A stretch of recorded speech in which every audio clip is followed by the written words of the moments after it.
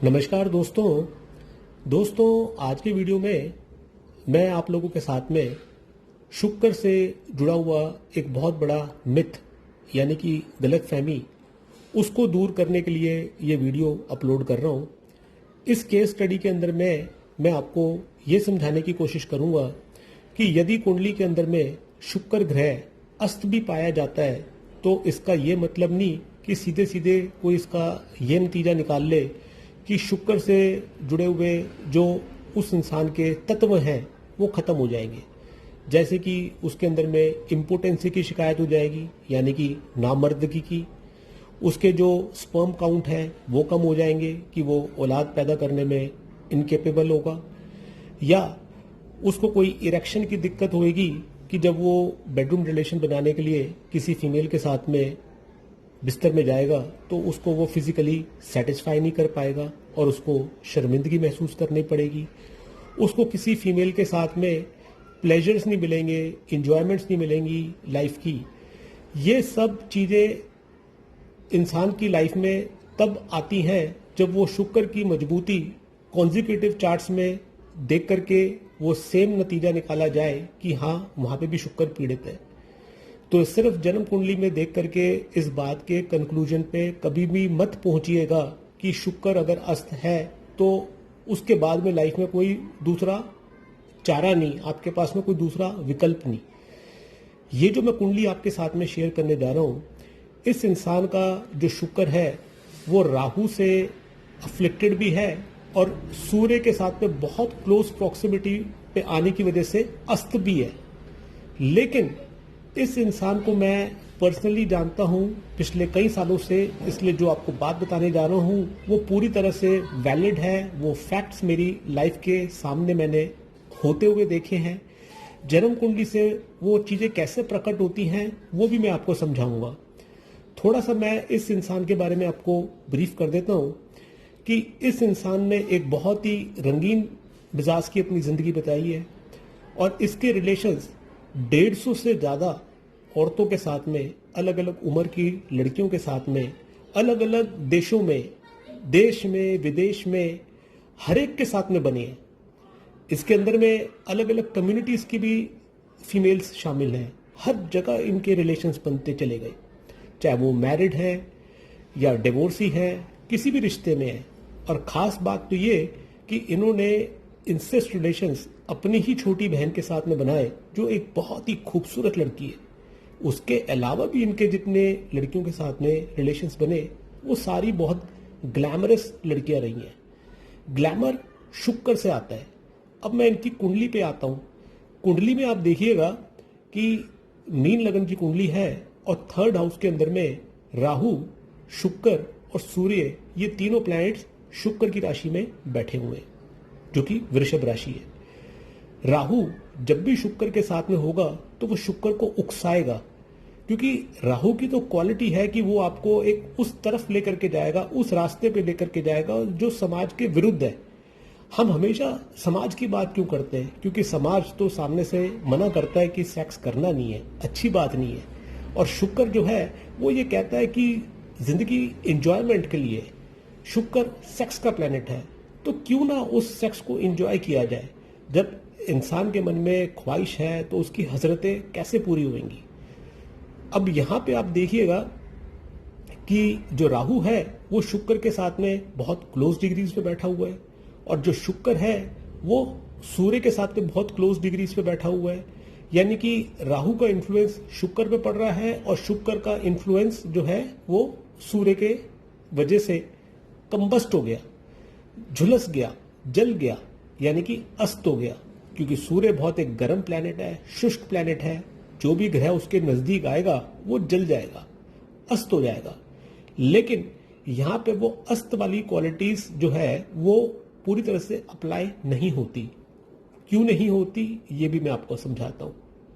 उसके लिए आपको नवाश कुंडली पर लेकर के जाऊंगा, लेकिन सबसे पहले आपको जन्म कुंडली के योग समझाता हूँ। अब आप ये गौर कीजिएगा कि 8th हाउस में जो बैठे हुए मंगल और शनि है ये शुक्र की राशि में बैठे हुए हैं। 8th हाउस आपके गुप्त संबंधों का होता है, आपके रहस्यों का होता है। सेक्स को एक नई तरीके से एंजॉय करने के जो तरीके इंसान ढूंढता है वो 8वें घर से ढूंढता है, क्योंकि ये गुप्त स्थान है। यहाँ पे आप देखेंगे कि हिम्मत का प्लैनेट मंगल बैठा है। यहाँ से ये 3rd हाउस में बैठे हुए शुक्र को, राहु को अपनी दृष्टि देता है। दोस्तों, कभी भी जब भी रिलेशंस बनेंगे अपोजिट सेक्स के साथ में, उसके अंदर में हिम्मत तो होनी बहुत ज़रूरी है, क्योंकि जब तक इंसान में हिम्मत नहीं होएगी वो अपने डिज़ायर्स को पूरा कर नहीं पाएगा। जो शुक्र है वो आपकी अपोजिट सेक्स की तरफ अट्रैक्शन है। जो आपके डिज़ायर्स हैं वो मंगल फुलफिल करता है, क्योंकि मंगल जो है एक एनर्जेटिक प्लैनेट है। मंगल जो है आपको हिम्मत देता है उस काम को पूरा करने की। इसके साथ में शनि बैठे हुए हैं जो 8th हाउस में है। शनि क्या है, एक जिद के प्लैनेट है। अब किसी भी चीज को हासिल करने के लिए एक जिद भी होनी जरूरी है और उसके साथ में हिम्मत भी होनी जरूरी है। ये दोनों प्लैनेट्स शुक्र के प्लेसमेंट से आप देखेंगे तो 6th हाउस में है। 6th हाउस के अंदर में मैलेफिक प्लैनेट्स इंसान को बहुत शक्तिशाली बनाते हैं, उसको हिम्मत देते हैं। यहां पे आप देखिएगा कि जो बुध है वो 7th लॉर्ड है कुंडली के। 7th house 7th Lord opposite sex partners का होता है। बुध जो है वो मंगल की राशि में बैठे हैं और 1-7 एक्सेस में शनि और मंगल के साथ में म्यूचुअल दृष्टि संबंध में है। तो यहां पे आप देखेंगे कि एक मदन गोपाल योग की भी फॉर्मेशन हो गई। बुध जो है वो बुद्धि का प्लैनेट है। जब मंगल से देखा जाएगा तो उसके अंदर में चालाकी भी आ जाएगी। अब मैं आपको इनकी नमाज कुंडली पर लेकर के जा रहा हूं। यहां पे आप देखेंगे कि वृश्चिक लगन की कुंडली है, यानी कि लगन के स्वामी मंगल है। लगन में बुध बैठे हैं जो कि 8th लॉर्ड है। 7th हाउस में शुक्र बैठे हैं जो कि 7th लॉर्ड भी है और 12th लॉर्ड भी है। यहां पे आप देखेंगे कि शुक्र जो है वो मजबूत है, उसके ऊपर में कोई अफ्लिक्शन नहीं है। अपने ही घर पे बैठ के राजा की तरह वो बलवान है, बल्कि उसके ऊपर 11th हाउस से बैठे हुए बृहस्पति की दृष्टि भी पड़ रही है जो कि उसको और भी मजबूत बना रही है। तो शुक्र जो आपने लगन कुंडली में देखा कि जो अस्त था वो यहाँ पे आके प्रबल हो गया, मजबूत हो गया। अब इनके जो सेक्सुअल रिलेशंस हैं ये बुध की दशा में शुरू हुए। शनि के अंदर में जब बुध का अंतर आया, शनि को आप देखेंगे कि नमाज कुंडली में वो 5th हाउस में बैठ के 7th हाउस में बैठे शुक्र को अपनी दृष्टि देते हैं, और बुध को आपने समझा कि वो 8th लॉर्ड होकर के लगन में बैठे हैं और अपने राशिश मंगल से वो देखे भी जा रहे हैं। तो यहां से इनके सेक्सुअल रिलेशंस जो हैं वो बनने शुरू हुए। यहां पर खास बात जानने वाली ये है कि जितनी बारी भी ये सेक्सुअल रिलेशंस इनके बने, जितने भी लोगों के साथ में बने, उसके अंदर में इन्होंने चालाकी का उपयोग किया, यानी कि उसके अंदर में इन्होंने साजिशें भी लगाई, हिम्मत भी लगाई। हिम्मत के बलबूते से भी जो है इन्होंने बलपूर्वक यानी कि फोर्सफुल सेक्स भी किया उन सबके साथ में। लेकिन फिर भी इनके खिलाफ कभी कोई कंप्लेंट नहीं हुई, क्योंकि बुध जब मंगल से देखा जाएगा तो इंसान चतुर भी होगा और वो अपनी चालाकी को इस तरीके से साजिशों के साथ में अप्लाई करेगा अपने मंसूबों को पूरा करने के लिए जो कि इन्होंने किए। अब बहुत सारे लोगों के साथ में तो ये रिलेशंस अपने बनाते ही चले गए। बुध की अंतरदशा में जो इसकी शुरुआत हुई, उसके बाद में ये कॉन्टिन्यूएशन में जितनी भी अंतरदशाएं मिली उसके अंदर में ये कार्यक्रम लगातार चलते गया कॉन्टिन्यूसली। बुध के बाद में अंतर आया केतु का। नमाज कुंडली में आप देखेंगे कि केतु 12th हाउस में है शुक्र के साइन में, और शुक्र क्या है कि 7th हाउस में बैठे हैं। केतु के बाद में अंतर आया शुक्र का। शुक्र के रोल को तो समझाने की जरूरत नहीं, वो आपने जन्म कुंडली में भी देखा, नमाज कुंडली में भी देखा। उसके बाद में अंतर आया सूर्य का, जो कि खुद शुक्र के साइन में बैठा है, शुक्र के साथ में बैठा है, तो उसके ऊपर में शुक्र का इन्फ्लुएंस है। इसके बाद में अंतर आया चंद्रमा का। अब चंद्र कुंडली से आप देखिएगा कि ये शुक्र, राहु और सूर्य ये 12वें भाव में बैठे हैं। 12th हाउस क्या है कि आपके बेडरूम रिलेशंस का है और विदेश का भी है। अब अच्छी बात यह है कि बहुत बारी तो ऐसा होता है कि जैसे लोग रिलेशंस बनाते हैं अपोजिट सेक्स के साथ में, छुप करके बनाते हैं, जल्दबाजी में वो सेक्सुअल रिलेशंस करते हैं कि उस काम को घंटे 2 घंटे में फटाफट किया, निपटाया और बस अपने अपने घर को चले गए कि कहीं ये भेद खुल ना जाए, किसी को पता ना लगे। अब सेक्स क्या है? एक विलासिता का, एक लग्जरी का कारक है। तो इस इंसान की लाइफ में आप देखिए कि इन्होंने जितनी बारी भी सेक्स एंजॉय किया उसको खूब बढ़िया तरीके से किया। उसके अंदर में इन्होंने अच्छे अच्छे 5 स्टार होटल्स में रूम्स यानी कि स्वीट्स बुक करे, बढ़िया बढ़िया रिजॉर्ट्स बुक करे जहाँ पे ये उन लड़कियों को लेकर के गए और पूरी रात उनके साथ में बिताई। ऐसा नहीं था कि घंटे 2 घंटे में काम निपटा लिया, बहुत अच्छे से मस्ती से लुत्फ उठा करके इसका संभोग का इन्होंने इंजॉयमेंट लिया।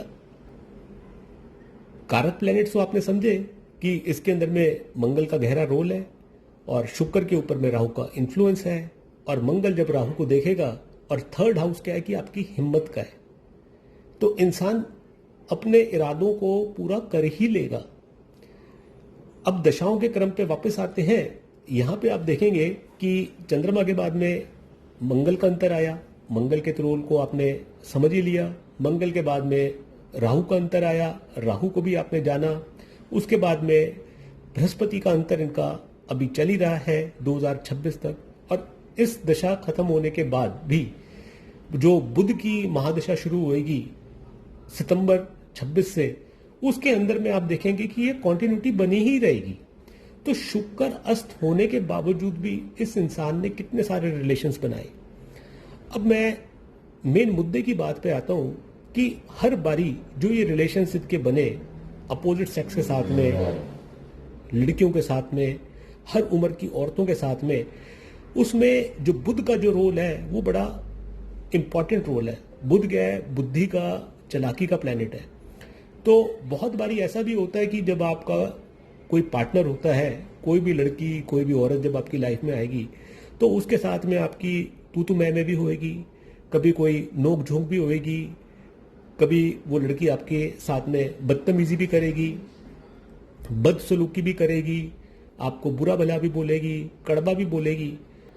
तो उसमें बहुत बारी होता ऐसा है कि जब वो औरत आपके साथ में बदतमीजी करती है या आपको नीचा दिखाती है या आपके साथ में झगड़ा करती है, तो आदमी क्या है कि उसी तरीके से उसको रिपल्स बैक करता है और वो झगड़ा शुरू हो जाता है और जो काम होना होता है वो हो नहीं पाता।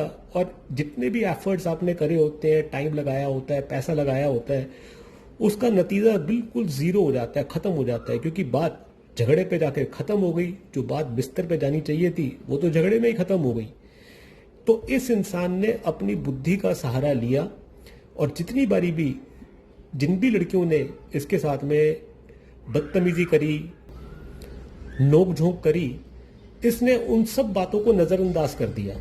ये कड़वा घूंट पी गया क्योंकि इसने मौके की नजाकत को समझा। इसने अपनी दिमाग को इस तरह से प्रोग्राम किया कि इसका मकसद क्या है। इसका मकसद है उस लड़की को, उस औरत को हासिल करने का, उसको बिस्तर पे लाने का, उससे पूरा इंजॉयमेंट लेने का।